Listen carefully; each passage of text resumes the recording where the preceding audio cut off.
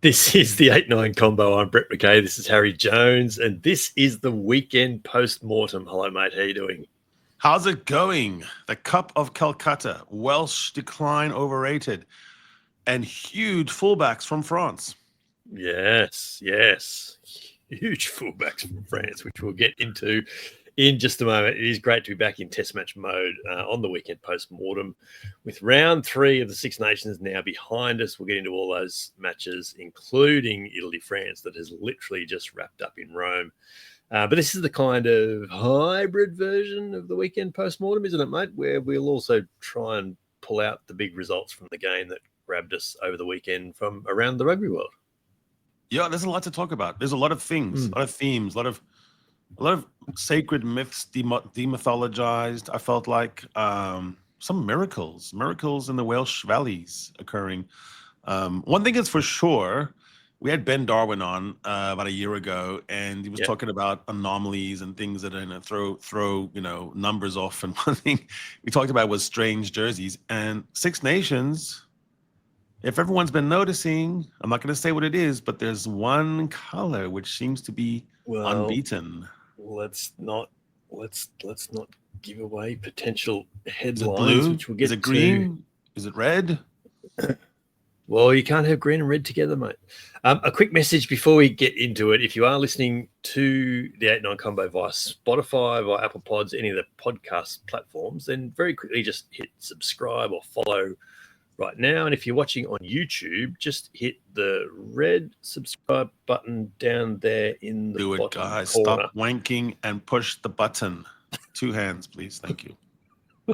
You won't miss an episode, and the numbers climbing keeps us having great rugby chats every week. The 5-word headline is back for test match weekend, mate, and where the winning headline becomes the pod title. Let me lead off with England homeward T-win again. Ooh, T-A-E.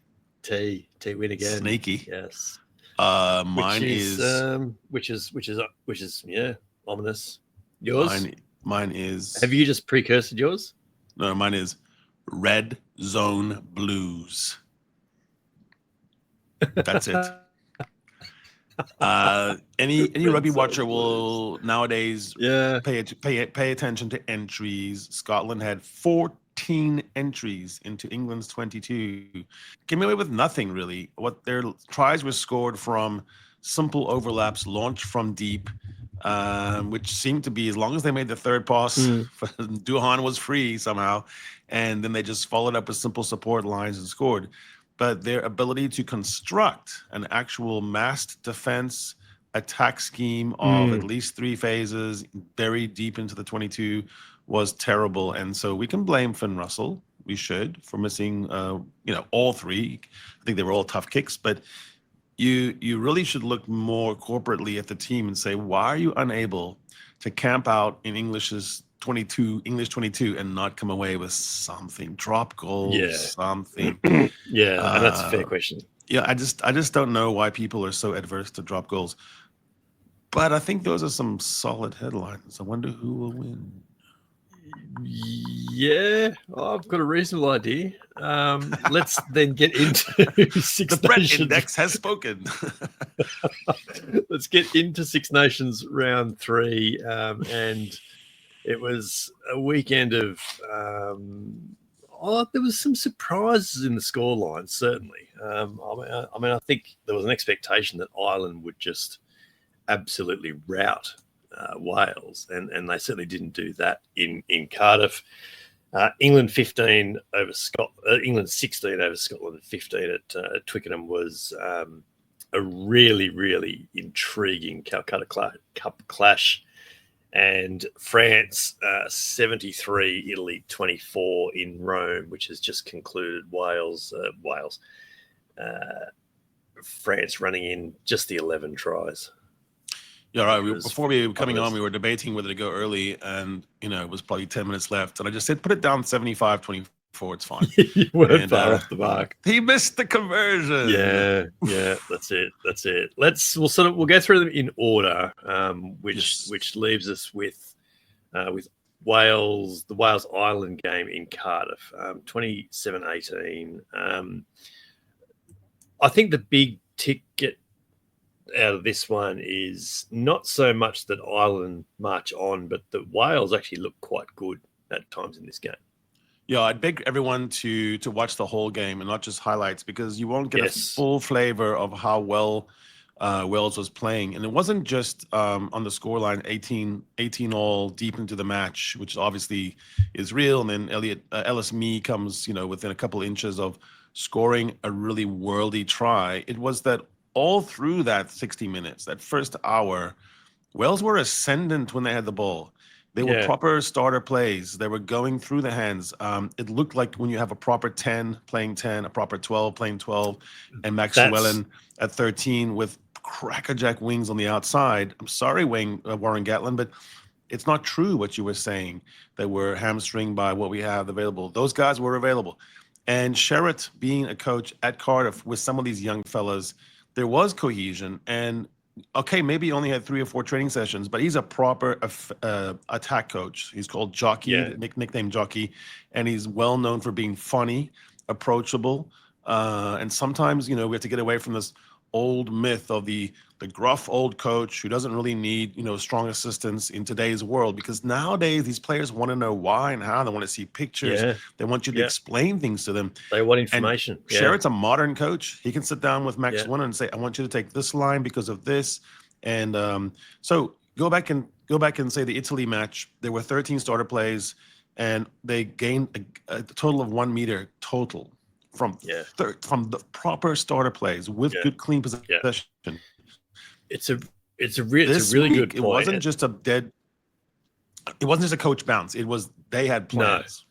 No. Yeah, absolutely. And the difference, like Wales 2 weeks ago to Wales this weekend, is chalk and cheese. And the big difference is that Ben Thomas is back at 12 and he's named Gareth Anscombe at 10. And they looked like a team that, went deeper than many expected in the World Cup. Yeah, 18 months ago. Thomas to Max, that was a nice pairing, and Max was actually running a really tight 13 line. It gave Ireland problems, partly because, of course, they had this shooter blitz from Gary Ringrose, which ends up, he blitzes a face instead of a ribs. And so he goes out. It's 20 minutes later, Bundy Aki comes in. That whole game, the midfield tussle was pretty even though Aki was, the best player on the field and has all the pedigree. But that was a proper struggle, and that has not been the case. In Wales' recent games, they've been just completely flummoxed in the midfield. They've had nothing on attack. They've been porous on defence. Wales led at halftime and deservedly slow. They scored the first try after the break. Ireland didn't actually lead until Prendergast kicked that penalty in the 67th minute or whatever it was. That made it 21-18.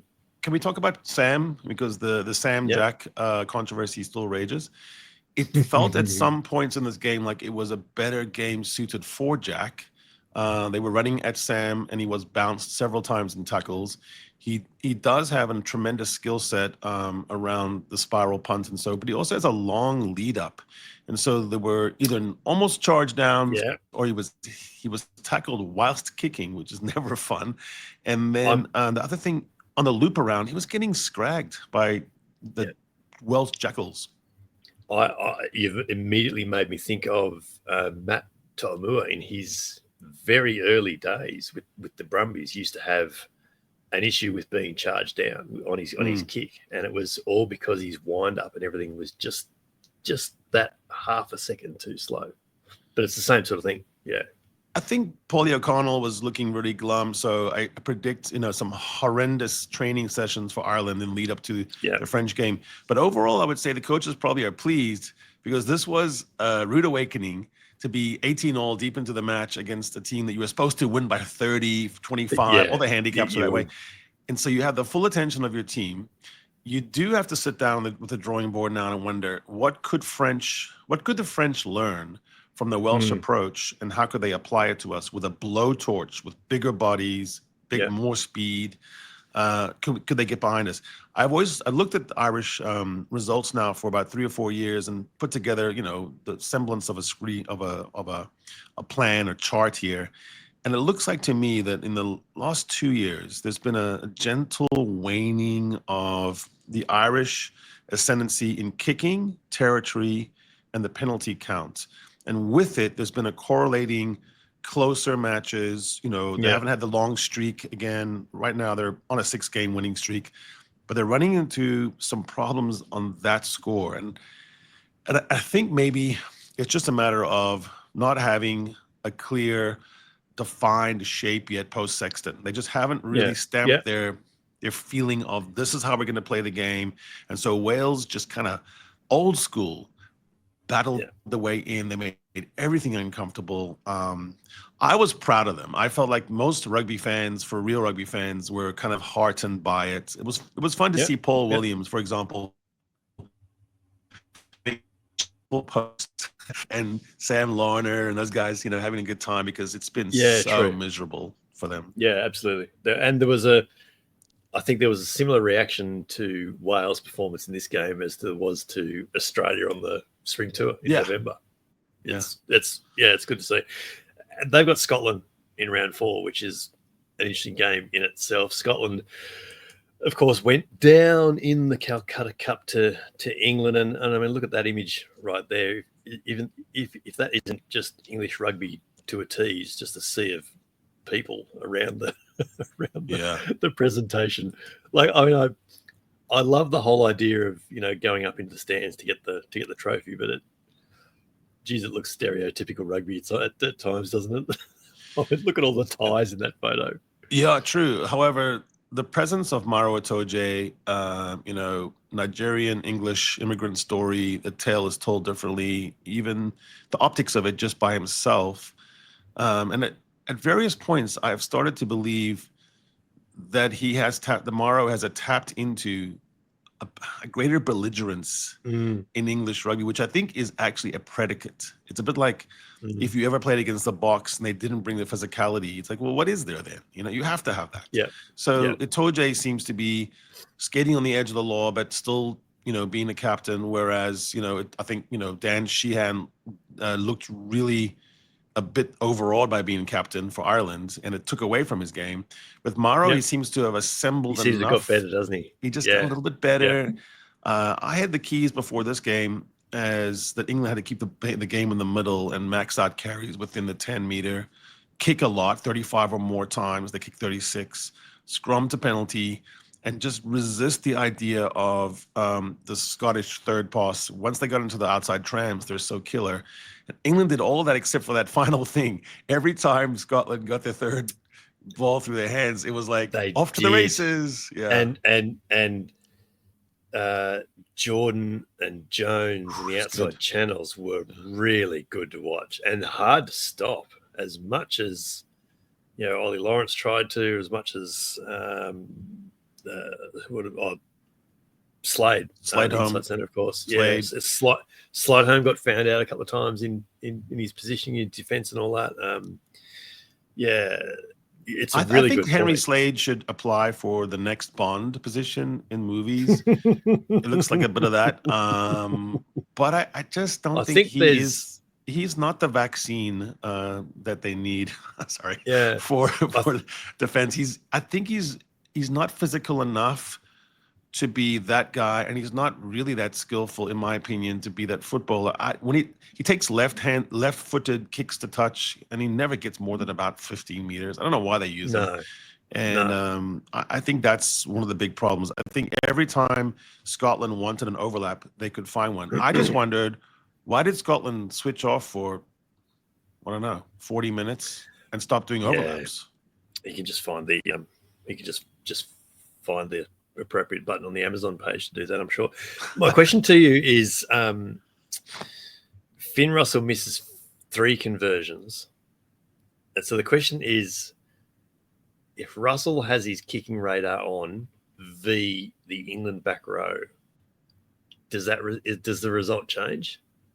Like, is that a different game at 14-7 at halftime instead of 10-7? Yeah, I do think that's true. However, then you don't know what England could have done in response. You don't expect Finn Russell, who's actually a very good kicker, and even the one he missed at the end had a good strike on it. You don't think he's going to miss all three. You just you don't. But then he's had games in him where you think, geez, he's not a great kicker, is he? It's funny because some kickers every so often, and maybe it's only every 2 or 3 years, he'll have a game like this where you wonder. It's funny because some kickers too laconic. They have 2 kickers and they both are 80%, right? And then so they get 4 to 5. But kicker A always just misses the one, maybe 2. The other one never misses, but then has some game where he misses all 5. So kicker B and kicker A are really different. Finn Russell does seem like kicker B. He's the guy who can be so nailed on and get 25 in a row, which is great, but sometimes you're wasting that because you won the game anyway. And then you'll just go into a tank. It's like a golfer who has the yips. It's like it's the issue with you've got 2 kickers kicking at 80%, but kicker A has kicked 40 out of 50. And kicker B has kicked 4 out of 5. He doesn't actually get enough of a shot to build a body of work. Yeah, but he kicks for both pretty well. It's just I noticed that he's a bit of a streaky guy, and he can do that. Look, if you have to wait for your fate by looking at the Finn Russell tee up a ball at your own poles, you're not feeling that comfortable. But England's been living this way for about 2 years now, and fair play. They've been losing those matches by 1. Now they're winning them by 1. So there's something to say for the mentality of winning. Finn Smith also had to make a kick from 49 meters, and he flushed it. It looked beautiful. Yeah. It had a nice draw on it, and it was over from the minute he kicked it. Kicked it 60. He kicked it dead comfortably. What do you make of the conflicting storylines out there? Charlie Morgan wrote a great piece in the Telegraph that said England really shouldn't be getting booed for winning a game like that. But right next to Charlie's story is a headline from Will Greenwood, I think it was, who just basically said, "Oh, England bore me. They do not play enough rugby." There's conflicting stories for you. Will's Twickenham, man, it embodied. Charlie, and that's not on him though. That's just the 2 narratives that are very much coming out of this. That England were. It was like England won. England beat Scotland. England won the Calcutta Cup. Yeah, but they were boring. Like, does it actually matter? Charlie's right. Will is wrong. Winning in the end does all the good things. And when you have, just like Wales will tell you, is now there's a potential to win. It picks up. And so how did Wales play their back? Like, it doesn't really matter. They were competitive. England was competitive, and Alex Mitchell was box kicking beautifully. I mean, the ball was touching heaven before it came down. It was unbelievable hang time. Scotland should have kicked more. The times to get that third pass and go to the overlap were there, but they were going too much, and then it was easy to snaffle for the Currys and for Van Earl.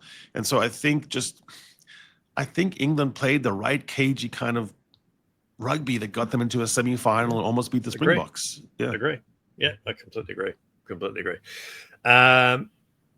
France just routed Italy, I should say. It was just Leo Barry, the Stade Francais fullback. I mean, he was super impressive, wasn't he? 3 tries. LeBeuf. This guy's beefy, man. Yeah, runs like a back rower almost. He's 22. And he looks like that. He's been deceptively quick though, because when you actually look at who he's running up against, and he's leaving them behind. people listening to us on the pod, just like to actually find we're looking at a picture of him running away from the Italian defense right now on our YouTube channel. Go and have a look at it. Just like look at this guy. He's an unbelievable athlete. That's what you have to describe him. He's an athlete. And 22 years old. Yeah, France is going so professional in their leagues that they're able to really recruit for a body type and style. It's not just, best 15 players. Now they're going with, they can put, very different lineups together, and they can go so big that it's unbelievable at this point. We've joked about Galthié running squads of 75 before, but it's because he can. Yeah. Like you're Bahrain right. He's got three distinctive teams he can pick based on size or the size he needs for a game. Bahrain was a dominant at under 20s, man amongst boys, and it looks like he's been able to translate that. Not everyone can take physical dominance up to the next level because the skill catches you, but he's got skills. I think the thing with France is they want to be able to play so many different ways. They do platoon a lot. They'll go to New Zealand and they won't take all their top guys, and so the future is looking pretty ominous. That being said, unless they can do something in 2 weeks, this will be another failure for the French national team. And so what I took from the Italy game was a bit of a offer, and I didn't find it that entertaining because I don't like just a bunch of tries that are unopposed. I started thinking, but has Galthié opened up his own controversy now about selection? Because selection for the Ireland game is everything now. What does he do with Ramos late game? Who does he play at 4? What's his back row look like? Yeah. Who's the 10 in the final fucking 20 minutes? Yeah. That's the key. Yeah. And don't tell me that it's always, maxed out Dupont. Even L'Équipe is saying, that's not working for us. Let's stop doing that. So, this is where I think it's very interesting. He's got an all-world wing in Bielberry. He's dropped Penaud for attitude reasons. He's got Barre pulling up trees now. Ramos looking like a tidy 10. He doesn't like Jalibert. Entamax got, coming out from under the suspension. Maybe he's rusty. It's all up. And then he unleashes this kid at fullback who looks like he could run around the world. What if the French have been playing this all along and it's just kind of a big, house of mirrors or something?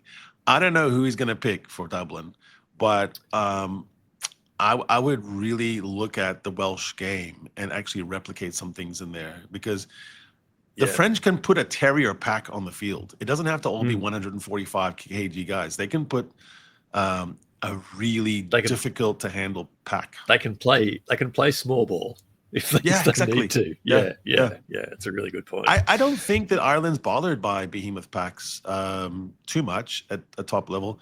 I think if you can get into their ruck and bother Jamison Gibson Park and barge him, and if Sam's the 10, if you can hit him on every play, he does look like that works on him. All of a sudden, the selection puzzle for that game looks intriguing, and we will have numerous conversations about that over the next 2 weeks. It's going to be quite fantastic. Let's round out with a look around the other leagues. Super Rugby Pacific was round 2, and there's a couple of surprise results in there. I won't say there's not, and it's another week. It's another 3 out of 5 tipping weekend for me, and that I'm sure I'm not alone in all that. Look, the Chiefs. I think there was surprises about the way that the Chiefs blew the Crusaders away late to win that 49-20-24 in Hamilton. But the big thing was the Highlanders stunning the Blues 38-34 down in Dunedin. O-Week at Otago University, so the zoo part of the stadium was full if the rest of it was kind of not. And they were really good, the Highlanders. The Blues, try as they might, didn't have a lot of answers for them. And that's maybe the surprising part out of Super Rugby at the moment, is that the reigning champions are still 11th of 11 teams right now. And I've just lost my co-host there for a moment, which I'm sure he'll come back. The big surprise out of the Blues is that they just have not had a response for anyone they've played so far, and they have the Hurricanes in Wellington to follow in round 3, which is very interesting. Inside our WhatsApp group, the syndicate will know you have a very tortured and long and strange, troublesome relationship with the Blues, because every time they're going to be clearly good, it's a lock. Don't worry about it. They hurt you. Yeah. Yes, they do. They do. Speaking of hurt, I think what you're looking at is a season maybe where there's parity across both inside the New Zealand world and inside Australia. And Australia, world. Yeah. It's more than we thought it was going to be. Yeah. And the other big result of the weekend is the Western Force stunning the ACT Brumbies 45-42 in Canberra. The Force's first away win in 16 starts. Hadn't won a game away from Perth in nearly 2 years. It's their first win against the Brumbies in 12 starts. I think it was something like 16 of the last 17 games between the two teams the Brumbies had won. So I apologize. It's your fault, was it? No, I just feel bad for you because I didn't like. There was one thing I really didn't like. I know you talked about the bouncing ball in the scrum, but for me, the fact that the Force were able to march the Brumbies down, seemingly at will, with people not going for jackal pilfer, jarring, dominant tackles. The way the Force were able to get back upfield and score that last try. How can you just march? It was surprising. Somebody infringe. Someone do something. Enforce something. At 35-28, the Brumbies should have iced that. They should have won it comfortably. So they'll be looking at themselves a lot this week. No question about that, because they now go to New Zealand and play the Chiefs and Blues. So it gets no easier for them. And all the good work that they earned in Fiji the week before, winning with a young team, has just blown up in their faces now, which is... Yeah, that's the tough thing about a Hunger Games type conference situation here where... And short season. The Highlanders haven't got the memo from New Zealand, from NZRU, that they're supposed to be the patsies. The Force, Perth has always got that pity party going on, and you haven't taken us into account. And now look, you could have a situation by round 5 or 6 where the whole thing is the same. Everyone's got the same number of points, except for the Chiefs. 6 out of 11. 6 out of 11 teams now have one win. There's only 2. There's 3 undefeated teams. The Waratahs had the bye, but they've only played once. It could be all 2 wins. It could be 2 wins for 8 teams. By end of round 3, it could be 8 or 9 teams with one win. Yeah. My worry, amidst all the ebullience, my worry is that even though I really loved Joe Schmidt's resurrection from the dead of the Wallabies, and it was 6 wins, 7 losses, my worry is the average points conceded for the Wallabies was 30.2, and against the big boys it was 29.4 because they held Ireland to 22. My worry is for the Lions, given that the Super Rugby is sort of the primary way that the guys are getting ready, and he's scouting, that if everyone's too happy about winning by 55-32, whatever it is, it's not going to be good preparation. It's look at those scores again. Queensland concede 36. They ran to Moana 56-36, but there's big score lines. No, I'm not disrespecting Moana, but Moana was minus 20 last year. Yeah. I said to you in our chat group over the weekend, what was the stat? I said 97 and 98 tries in 10 games over 2 rounds, and last year it was 100 tries in 12 games. It's a 17% year-on-year increase. It's too much, and so it's entertaining, yes, for people. But I think the primary thing about Test rugby, especially against the Lions, is you've got to make it hard for Duan van der Merwe and Hugh Jones to pierce your line. And if these guys are just running through you, what is Hugh Jones and whoever, Bundy Aki, going to do to you? Duan would be all right. He doesn't know how to score behind the post, so that's fine. And they missed the kick. That is actually a valuable point on that one. That's the thing. Young guys, young fellows on the wing, please try a little harder to try and get inside. Every minute you go in, it's like a 2%, 3%. Absolutely. The makeup game in the Bulls. I think that was round 9 game. I think it was pretty comfortable for the Bulls in the end. Kanan Moody scores 3 tries, and he has a game not unlike Leo Barry, I suppose.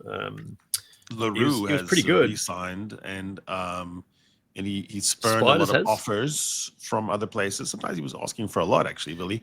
But he decided to stay at Pretoria, mostly because Jake White's okay with him being 10. And Billy has always thought, he's fancied himself as a fly-off. He always thought at schools he was a fly-off. And I think he always thought, what if I had always been number 10?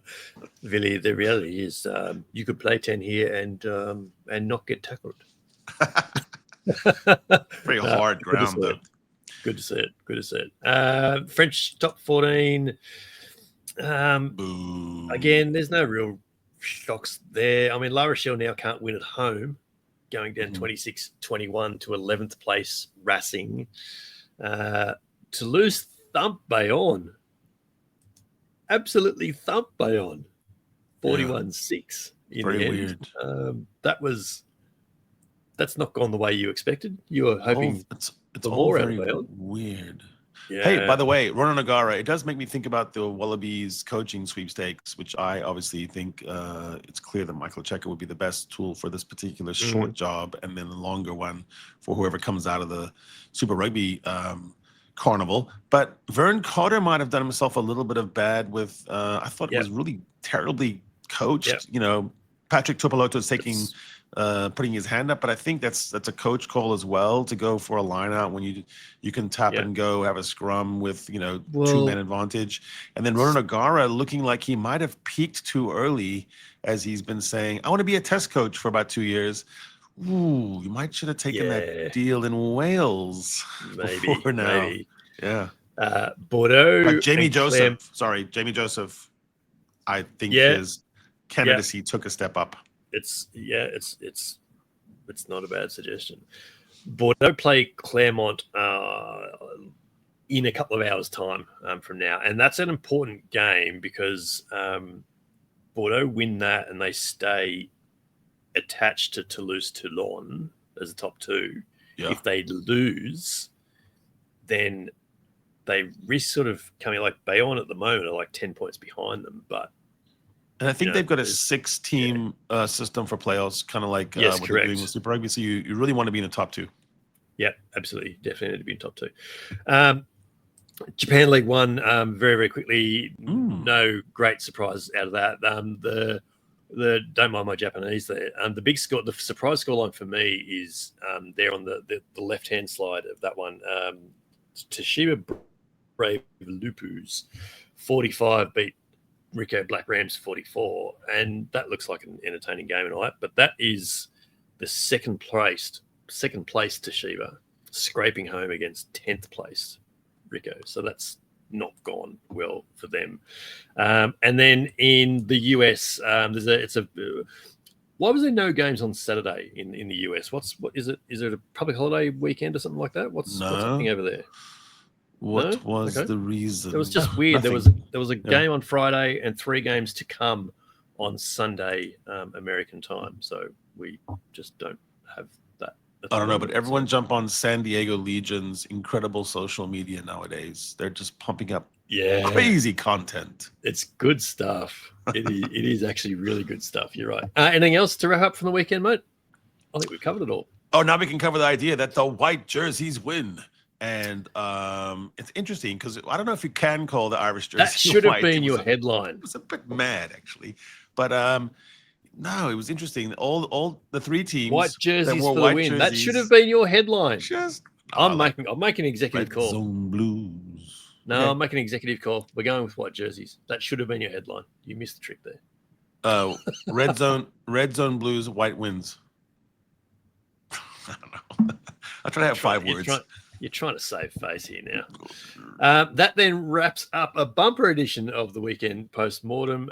Tell us what you think on the socials or on the 8-9 YouTube channel. You can leave a comment right down there. If you like, you can leave a comment on Spotify as well, or you can hit us up by finding and following the 8-9 Combo on Twitter and on YouTube and on Blue Sky as well. Please do share us as far and as wide as you can and leave us a rating or review wherever you can as well. And Harry and I, of course, remain on the socials in our usual places down there on the bottom of the screen at Harry Baldy Jones and at BMC Sport. This is the 8-9 Combo, the short side set piece combination you didn't realize you needed in a rugby podcast. I'm Brett McKay. He's Harry Jones. We're running out of time, but we will be back in your ears in just a few days' time with another great rugby chat. Come play with us.